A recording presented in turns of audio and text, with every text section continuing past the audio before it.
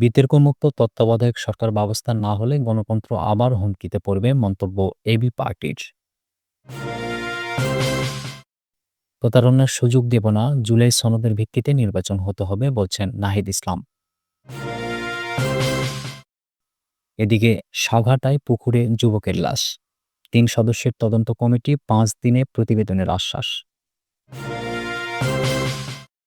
সর্বশেষ জানাবো, রাষ্ট্রকে নতুনভাবে গড়তে সবাইকে দায়িত্ব নিতে হবে বলেছেন পরিবেশ উপদেষ্টা। শুনছিলেন সংবাদ শিরোনাম, এবারে বিস্তারিত। বিতর্কমুক্ত তত্ত্বাবধায়ক সরকার ব্যবস্থা না হলে গণতন্ত্র আবার হুমকিতে পড়বে, মন্তব্য এবি পার্টির। বিতর্কমুক্ত তত্ত্বাবধায়ক সরকার ব্যবস্থা প্রবর্তন ও এর চর্চা করতে না পারলে গণতন্ত্র আবার হুমকিতে পড়বে বলে মন্তব্য করেছেন এবি পার্টির চেয়ারম্যান মুজিবুর রহমান মঞ্জু। মঙ্গলবার বিকেলে জাতীয় ঐকমত্য কমিশনের সভায় তত্ত্বাবধায়ক সরকার ব্যবস্থা পুনর্বহাল নিয়ে আলোচনা শেষে সাংবাদিকদের একথা বলেন এবি পার্টির চেয়ারম্যান। রাজধানীর ফরেন সার্ভিস একাডেমিতে রাজনৈতিক দলগুলোর সঙ্গে কমিশনের এই বৈঠক হয়।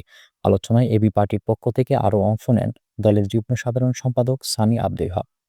মুজিবুর রহমান বলেন, তত্ত্বাবধায়ক সরকার গঠনে কমিশনের প্রস্তাবে বিচার বিভাগের সংশ্লিষ্টতা সংবিধানের ত্রয়োদশ সংশোধনী প্রত্যাবর্তনের প্রাথমিক ধাপ আকারে রূপ নিতে পারে।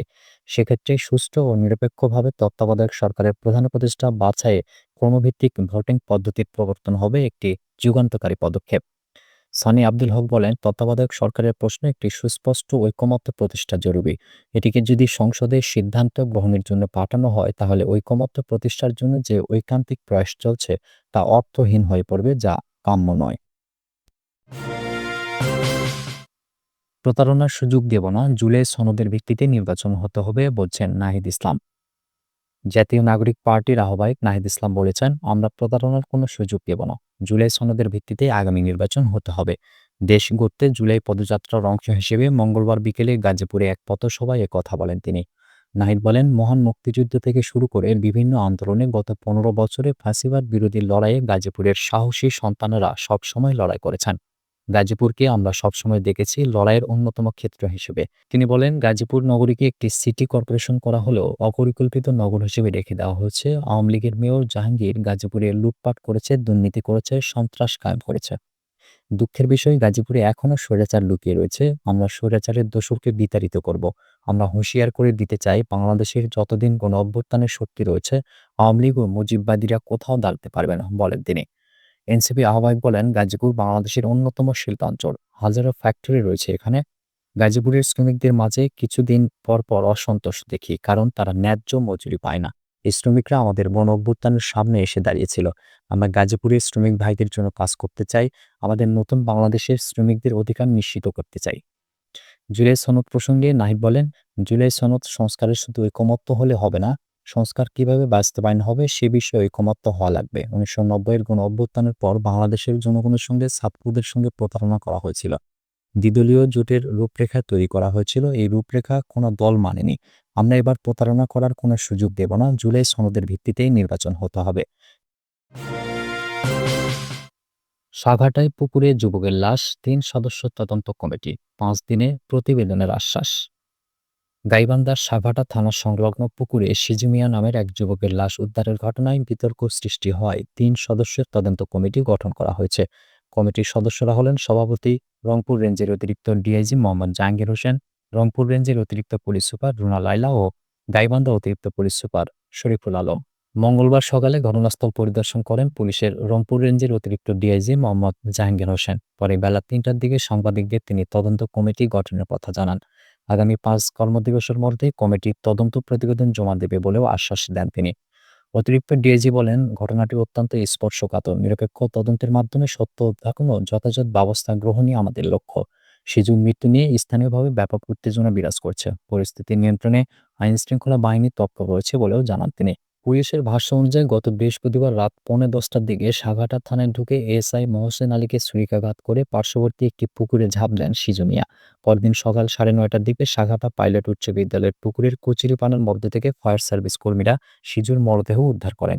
এরপরেই শনিবার পুকুরে সিজুকে পিটিয়ে হত্যার একটি ভিডিও ভাইরাল হলে এলাকায় তোলপাড় সৃষ্টি হয়। পরে সেদিনই সিজু হত্যার বিচার দাবিতে গাইবান্ধা পুলিশ সুপারের কার্যালয় ঘেরাও এবং সড়ক অবরোধ করে বিক্ষোভ করেন এলাকাবাসী। গত রোববার সাঘাটা ইউএনওর কার্যালয়ের সামনে মানববন্ধন করেন সচেতন নাগরিক ও স্থানীয়রা। নিহত শিশু গাইবান্ধা সদর উপজেলার গিদারি ইউনিয়নের ৯ নম্বর ওয়ার্ডের বাগুরিয়া গ্রামের দুলাল মিয়ার ছেলে এবং ইউনিয়ন ছাত্র শিবিরের সভাপতি ছিলেন। রাষ্ট্রকে নতুনভাবে গড়তে সবাইকে দায়িত্ব নিতে হবে বলছেন পরিবেশ উপদেষ্টা। দেশকে সঠিক পথে এগিয়ে নিতে প্রতিটি নাগরিককে নিজের অবস্থান থেকে দায়িত্ব পালনের আহ্বান জানিয়েছেন পরিবেশ, বন ও জলবায়ু পরিবর্তন বিষয়ক উপদেষ্টা সৈয়দ রেজওয়ানা হাসান। মঙ্গলবার সকালে বিচার প্রশাসন প্রশিক্ষণ ইনস্টিটিউটের মিলনায়তনে অনুষ্ঠিত জুলাই গণহত্যার বিচার আলোচনা ও তথ্যচিত্র প্রদর্শন অনুষ্ঠানে তিনি এসব কথা বলেন। উপদেষ্টা বলেন, প্রতিটি নাগরিকের সুরক্ষা ও মর্যাদা পাওয়ার অধিকার রয়েছে এবং তার রক্ষায় রাষ্ট্রের দায়বদ্ধতা রয়েছে। তিনি বলেন, বিচার ব্যবস্থা কেবল আইনি প্রক্রিয়ার মধ্যে সীমাবদ্ধ থাকলে চলবে না। রাষ্ট্রকে নতুনভাবে সাজাতে হলে সবাইকে দায়িত্বশীল হতে হবে। তিনি আরও বলেন, যদি অপরাধের বিচার না হয় তাহলে মানুষের আস্থা হারিয়ে যাবে। সরকার এ বিষয়ে গুরুত্ব দিচ্ছে এবং স্বচ্ছতার সঙ্গে বিচার সম্পন্ন করার চেষ্টা করছে। দেশ পরিচালনায় গোষ্ঠী বা দলীয় স্বার্থ প্রাধান্য পেলে সাধারণ নাগরিকেরা অনিরাপদ হয়ে পড়ে উল্লেখ করে তিনি বলেন, আমরা এমন এক রাষ্ট্রে বাস করছি যেখানে কেউ বেঁচে থাকলেও তাকে রক্ষা না করে মৃত্যুর দিকে ঠেলে দেওয়া হয়। রেজওয়ানা হাসান বলেন, পরিবর্তনের জন্য দলীয় স্বার্থের ঊর্ধ্বে উঠে কাজ করতে হবে, না হলে বিচার কেবল আনুষ্ঠানিকতা হয়ে থাকবে এবং অন্যায়ের পুনরাবৃত্তি ঘটবে। জনগণের সত্যিকারের পরিবর্তনের আকাঙ্ক্ষা রয়েছে এবং তা সম্মানের সঙ্গে বিবেচনায় নেওয়া উচিত। আইনশৃঙ্খলা বাহিনী রাজনীতির হাতিয়ার হয়ে উঠলে পরিস্থিতি ভয়াবহ হয়ে ওঠে বলে মন্তব্য করেন তিনি। তার মতে, এই অবস্থার পরিবর্তন একদিনে সম্ভব নয়, তবে ধীরে ধীরে পরিবর্তনের পথে সবাইকে এগিয়ে যেতে হবে। জুলাই মাসের ঘটনাগুলোর প্রসঙ্গে তিনি বলেন, যারা হত্যাকাণ্ডের নির্দেশ দিয়েছে তাদের অনেকেই ইতিমধ্যে দেশ ত্যাগ করেছে। এই পালিয়ে যাওয়ার সুযোগ কিভাবে সৃষ্টি হলো তা নিয়ে প্রশ্ন তোলেন তিনি। এসব বিষয়ে বিচারিক প্রক্রিয়ার আওতায় আনা জরুরি বলে মত দেন উপদেষ্টা।